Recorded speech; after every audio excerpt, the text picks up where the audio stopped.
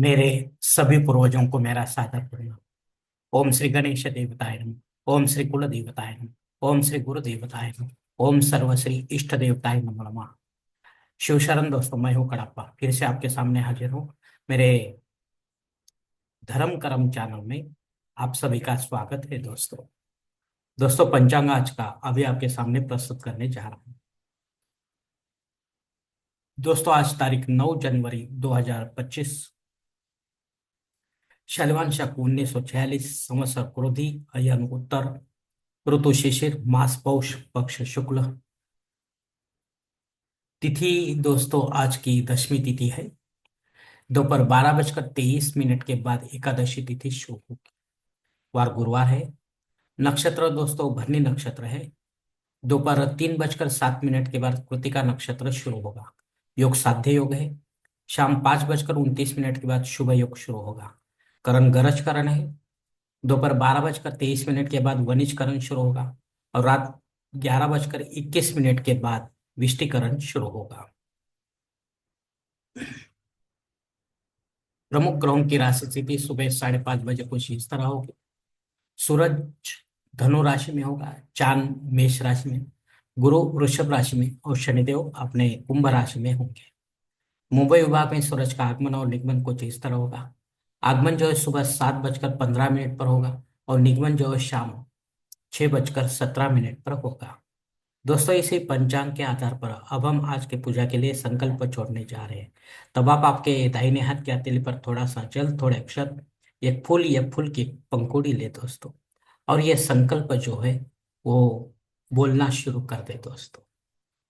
हर ओम शिव शिव शंभोरात्मय प्रवर्तमान सद्य ब्रह्म द्वितीय परार्धे श्वेत वराह कल्पे वैवस्वत मन्वंतरे कलियुगे प्रथम पादे जम्बूद्वीपे भरतवर्षे भरतखंडे मेरो दक्षिण दिग्भागे महाराष्ट्र देशे व्यावहारिक चांद्रमाने शैलवान शको 1946 प्रभादि षष्ठी संवत्सरों में क्रोधी नाम संवत्सरे उत्तरायणी शिशिर ऋतु पौष मासी शुक्ल पक्षे गुरुवार वासरे भरणी नक्षत्र है, साध्य योगे गरज करने दशमी शुभ तिथि वीर गोत्र में उत्पन्न मैं कड़प्पा मोहपात दुरित क्षय द्वारा श्री पार्वती पति परमेश्वर विद्यार्थ विधिवत पंचोपचार नित्य देव पूजा एवं इष्टलिंग पूजा करिष्य।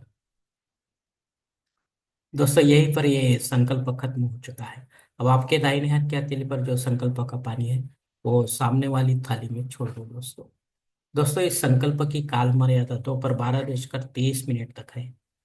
इस समय के बाद भी अगर आपको किसी धार्मिक विधि के संपन्नता के लिए संकल्प छोड़ना हो तो कृपा करके आप ऊपर के बदले हुए पंचांग का सहारा लेकर नया संकल्प तैयार करें और उस संकल्प में आप जो करने जा रहे धार्मिक विधि उसका उल्लेख अवश्य करें। तब जाकर आपकी धार्मिक सेवा संबंधित देवताओं तक पहुंचेगी और उनका आशीर्वाद आप तक पहुंच जाएगा। आपका जीवन और भी सुलभ बन जाएगा दोस्तों। अब मुहूर्त विभाग में देखते हैं दोस्तों। इसमें धार्मिक विधि और मुहूर्त काल कुछ इस प्रकार दिए गए हैं। सबसे पहले सगाई के लिए मुहूर्त दिया गया है तारीख 10, 19, 21, 22 और 26। गोद भराई के लिए मुहूर्त दिया गया है तारीख 12 और 19। नामकरण करने के लिए मुहूर्त दिया गया है तारीख 10, 19, 21 और 26। मुंडन करने के लिए मुहूर्त दिया गया है तारीख 12, 20, 22। गृह प्रवेश करने के लिए मुहूर्त दिया गया है तारीख 19, 20, 22 और 26।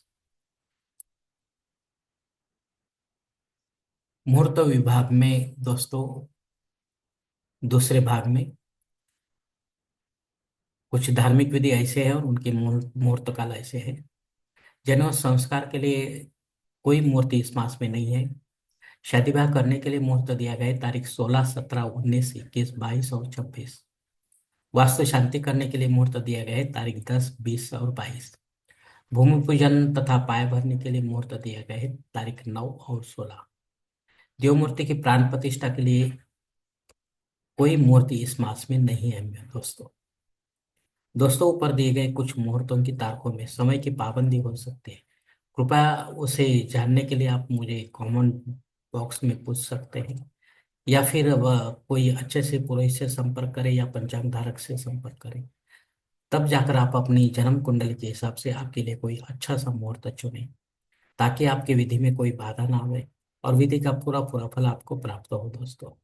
और अगर ऐसा मुहूर्त आपको नहीं मिल रहा है तो कृपा करके आप खुद होके या पंडित के माध्यम से नया कोई मुहूर्त निर्माण करने की कोशिश ना करें, क्योंकि वो मुहूर्त मुहूर्त नहीं होगा तो उसका आपको कुछ फायदा भी नहीं होगा दोस्तों।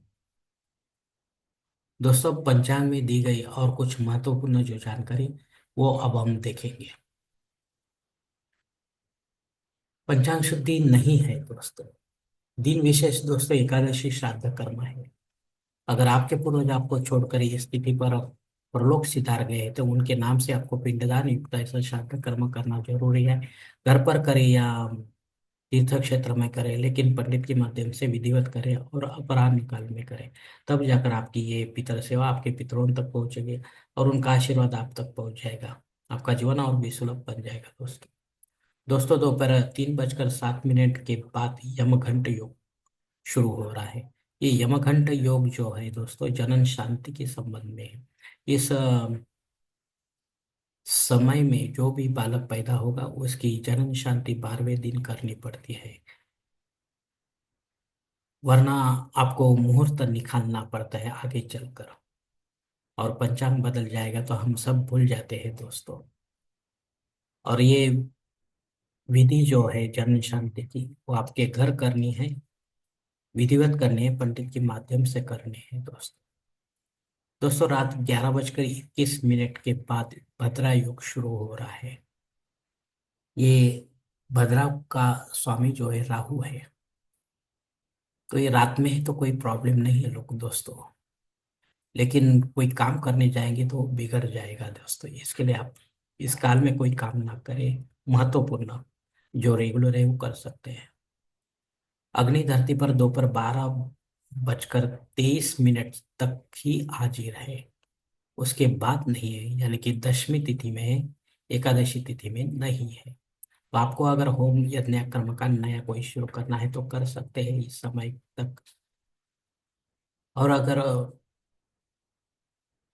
अगर आगे चलकर वो यज्ञ बंद हो जाता है कुछ कारणवश, तो आपको दोष लग सकता है दोस्तों। इसलिए कुछ समझदारी से काम लीजिए दोस्तों। और रेगुलर है वो आप कभी भी कर सकते हैं। राहु काल दोपहर 1:30 से लेकर 3 बजे तक है। इस काल में राहु अत्यंत प्रभावी होता है 1.5 घंटे के काल में। तो महत्वपूर्ण कामों को इस काल में ना करें दोस्तों, क्योंकि राहु आपके काम बिगाड़ देगा। और कोई समय पूरा करने की कोशिश करो ताकि आपको आपके काम में यश प्राप्त हो। प्रमुख गोचर वक्री ग्रह में फिलहाल गुरु 12 अक्टूबर से वक्री हो गया है। वो 2 फरवरी 2025 तक वक्री रहेगा। फिर आगे चलकर 4 दिन स्तंभी, फिर वो पहले जैसा मार्गी हो जाएगा। ये वक्रीपन का फल जो है गुरु आपको जैसे कुंडली से संबंधित है उसी प्रकार प्रदान करेगा, शुभाशुभ या मिश्र स्वरूप का दोस्त। और जहाँ बैठा है कुंडली में जिस घर में, वहां से जो नजर डाल रहा है कुंडली के घरों, इन घरों का वो आपको फल देगा दोस्तों। धन्यवाद दोस्तों। आज का ये पंचांग का वीडियो मैं यहीं पर खत्म करता हूँ। अगर आप मेरे विचारों से सहमत हैं तो कृपा करके मेरा धर्म कर्म चैनल सब्सक्राइब करो, लाइक करो, आपके मित्र परिवार के साथ शेयर करो, और मेरा अगला वीडियो आप तक पहुंचने के लिए बेल बटन का अवश्य दबाएं। धन्यवाद दोस्तों। हमारी अगली मुलाकात होने तक आप खुश रहे, आनंदी रहे और प्रसन्न रहे। हरिओम। शिव शंभो महादेव।